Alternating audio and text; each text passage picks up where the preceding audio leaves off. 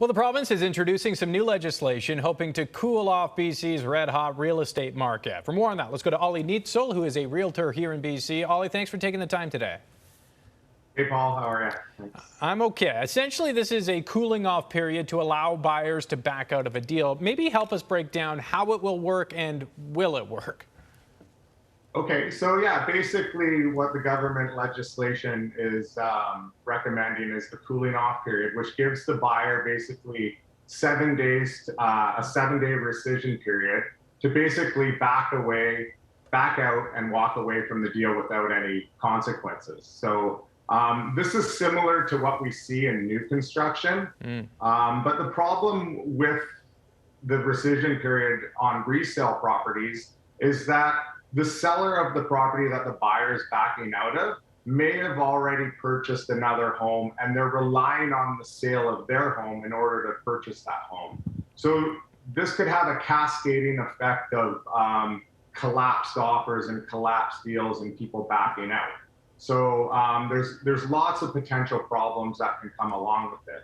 Also, what this does is, a rescission period actually creates the opportunity for a buyer to bid on multiple properties at once, which would actually increase the demand.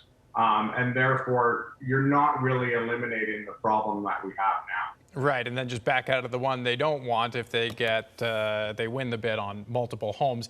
The purpose here really is to protect the buyer and the seller if someone can't pay, but the market did seem to be getting out of control with bidding wars and people removing conditions. So if you think that this does have some issues, what would be a better way to address that? So the BC Real Estate Association has recommended a 5-day pre-offer period.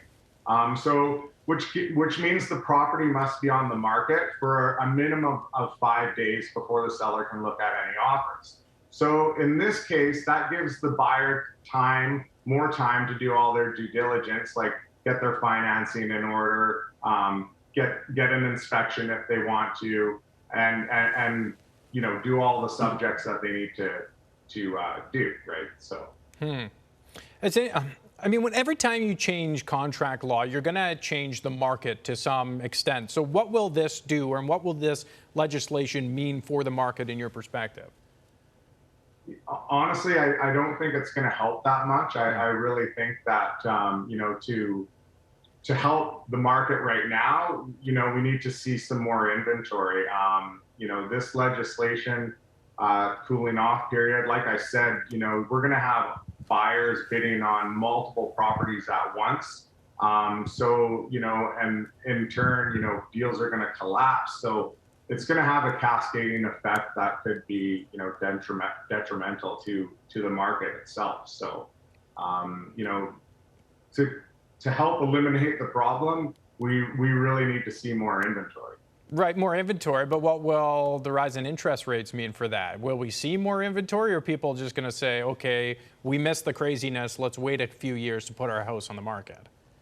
Yeah, so historically, the benchmark price follows the rise and fall of the interest rate. So if interest rates go up, then prices go down. So we're getting into spring, which is historically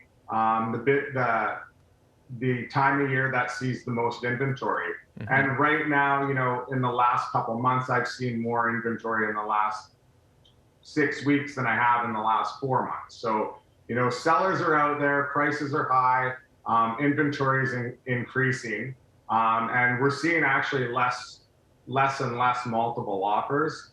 But, if once the inventory goes away, we're back to square one again, right?